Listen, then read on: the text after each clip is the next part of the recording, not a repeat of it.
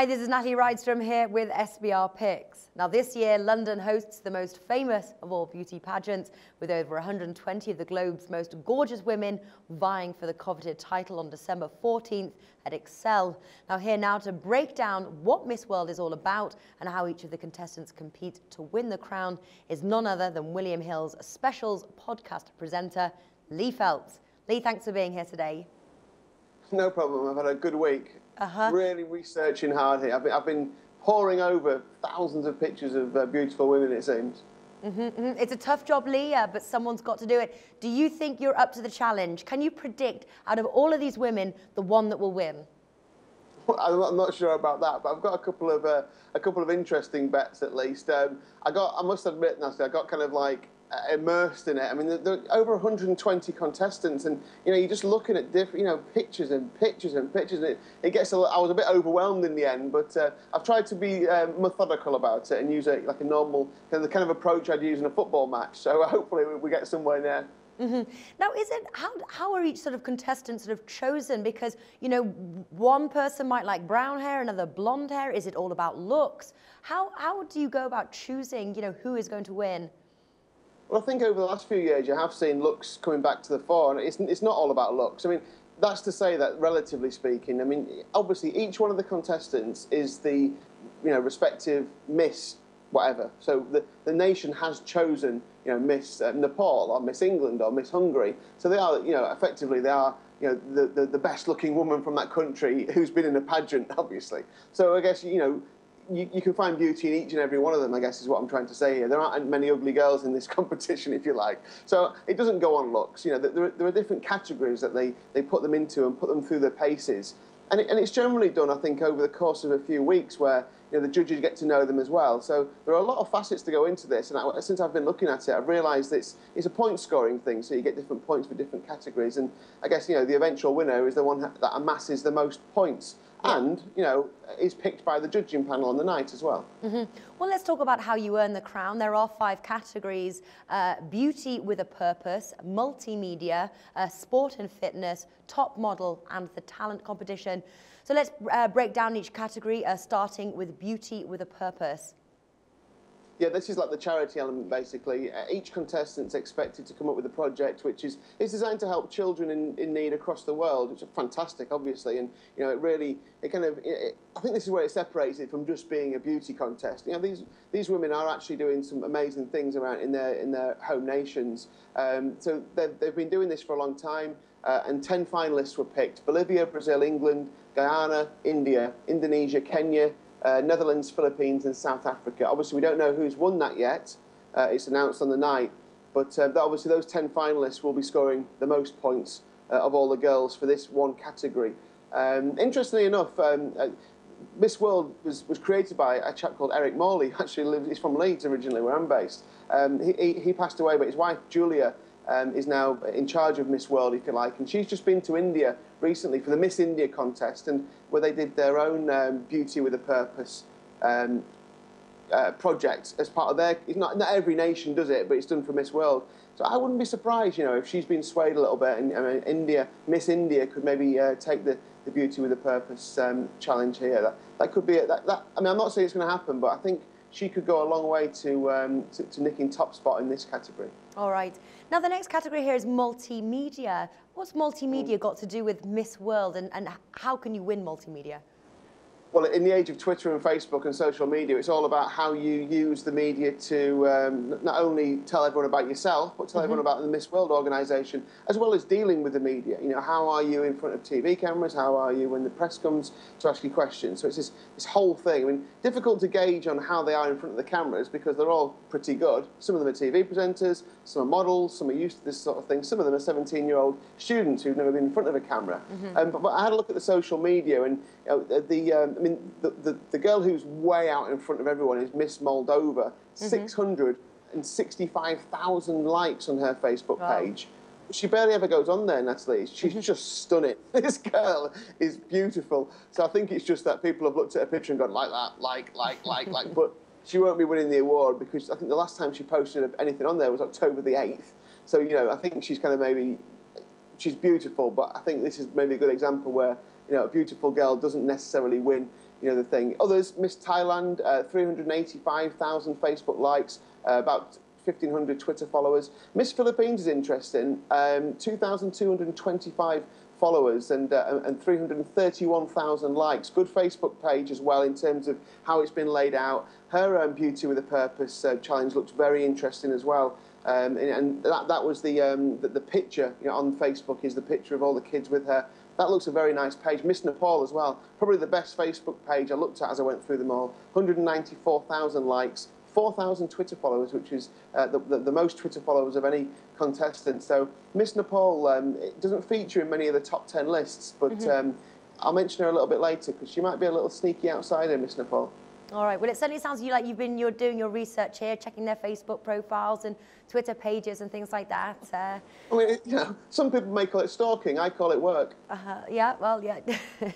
Now, the other category is sport and fitness.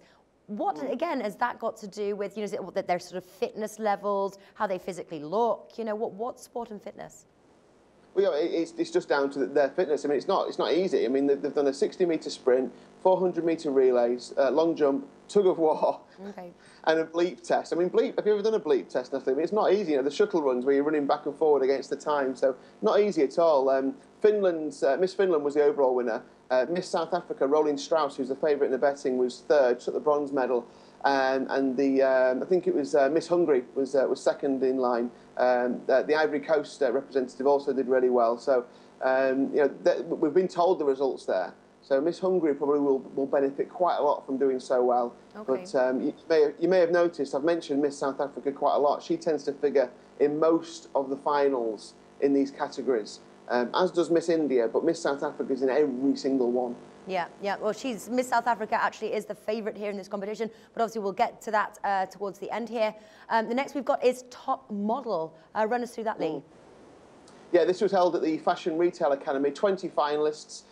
Miss India won. There are a few different categories here, but the main one hasn't been announced. But there was one which was World Designer Fashion, where the girls had to bring the dress from their nation and wear that. Miss India won that. Miss Scotland was second. Miss Dominican Republic was third. But we don't know the results of the main top model as yet, so we're going to have to wait a little while for that. But again, Miss South Africa was in the 20 again. Miss Hungary was in the final 20. So the same names are all featuring in the top 10 lists. So I think we can start to get an idea of which Miss are going to be in the final at least. And then we can narrow it down a little bit, I think, because the same names just keep cropping up. And finally, we've got the talent competition, which I believe is pretty important.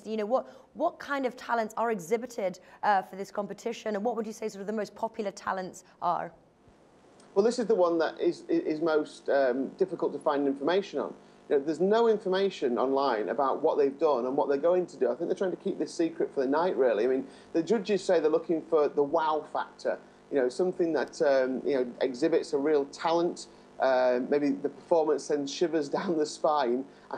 I mean, it could be singing, it could be ballet, it could be anything you want, really, I suppose. I mean, I've looked around at a few of the possibilities. Miss Philippines has been getting quite a lot of interest on Facebook for her talent. But to be honest with you, this is the one category that I've struggled to find much about. I think this one will come down to the night and the judges' own views on it.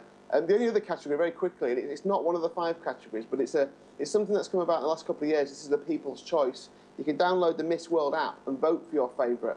Now, the contestant who receives the most votes by the close of the voting line on the night actually gets put into the final anyway. If she's not already in the final, she would get like a wild card entry into the final. So I think that's quite interesting. The fact that people are able to vote, and we spoke about those Facebook pages. It doesn't necessarily.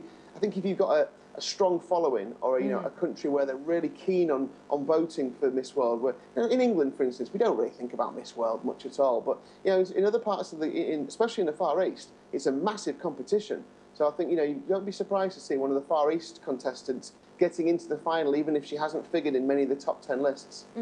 Well, you're in England now, Lee. Is there much talk, especially as it's being hosted in London? Is there much more talk, say, than normal about Miss World this year? No, not at all, really. I mean, you know, I know we've been talking about doing this preview for a couple of weeks now, so I've been keeping an eye on it, and there are bits and pieces around, but nothing really. I mean, I wouldn't have noticed it if it hadn't been for this, and the fact that it's in London, I kind of passed me by until I started to research it, to be honest with you. It's a competition that I tend to look at most years because you can find some quite big odds around there, and you only have to look at the bookmakers' odds. If you look across the board, there are massive variations in odds. But no, in answer to your question, not really. You know, it hasn't really caught hold yet, and we're only a few days away from the actual final. That's right. Now that brings us to our all-important question here is, who will win the crown? Now I'm going to run you through some odds here, Lee. I've picked the top 5. So number 1, and actually with quite a considerable distance here, is Rolene Strauss from South Africa, and she's priced 3.25. Then we move to Miss India with Koyal Rana, and she's priced 9. Then we've got Courtney Thorpe from Australia, odds of 12. Anastasia Kostenko from Russia, price 15. We've got Daniela Alvarez from Mexico, 17. And we've got Flora Coquerel from France, and that's also 17 there. Who is your favourite here, Lee? Is it any of the ones that I've mentioned, or is it really open at this point? Well, first of all, I can see why Miss South Africa is the obvious favourite. You know, she's a clear favourite, isn't she? And as I said, she has featured in a lot of the top 10 of the categories, so it's going to be no surprise at all to see her in the final. You know, South Africa's had is growing as a nation. You know, it's had a very interesting year in the media, hasn't it? You know, not all positive either. You know, so, you know, I think South Africa is at the forefront of people's minds as well. It goes without saying that she's absolutely stunning as well, as most of the contestants are. But because of the price, I'm going to look elsewhere. And Miss India is my first pick and my main pick here, around 8 to 1. You know, I mentioned already that she's in a few of the top categories already. Miss India had a very rich tradition in this competition. Last won it in 2000. Now, you know, Miss India, Koyal Rana, unbelievable. She's at the age of 19. She was setting up the Moksha Foundation, which is a charity foundation with her friends promoting green energy and awareness campaigns. She studied finance at Harvard. You know, she's a bright girl, it's fair to say. And I think, you know, she'll be well spoken. I think she'll come across very well indeed. And I think she's got a very definite chance. 8 to 1. You can get each way prices for her to finish in the top 3 as well. So I think she's a very good shout for at least a top 3 place and maybe going all the way and just pipping Miss South Africa. There's not much between them in my book, and I think she could well do it. 2 bigger price shouts. Miss Nepal, who I mentioned earlier on, 150 to 1. Now, if she's in the top 10 for the People's Choice Award, and she's also doing very well, as I mentioned on Facebook. So doing well in the multimedia category. If she happens to get a wild card into the top 10, I think that's the only way she will get in the top 10, then 151 each way is going to look a great bet. And the other one, which is a bit more of a serious one, is Miss Philippines. You know, the Philippines have done really well in some of the global beauty pageants this year already. They did really well last year as well. They ranked really well.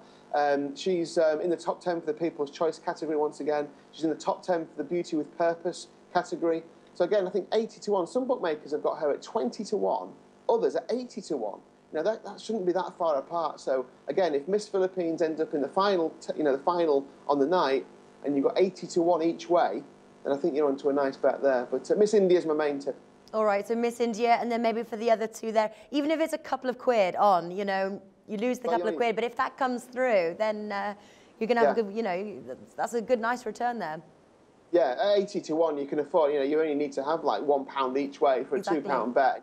It's a decent little bet. You know, and I mean, who knows? It's not always the favourite who wins, and I think it's worth looking for the value here. All right, so Lee Phelps is going for Miss India here, and you get those odds of 9. Lee Phelps, thanks for joining us today. No problem. The SBR Network offers free sports picks and game breakdowns. Big money free betting contests year-round, a real-time Vegas-style odds monitoring service, and much more. So come see for yourself. To stay updated on SBR news and promotions, follow us on Twitter, Facebook, and Google+, and do be sure to subscribe to the Sportsbook Review YouTube channel to catch all our daily sports shows.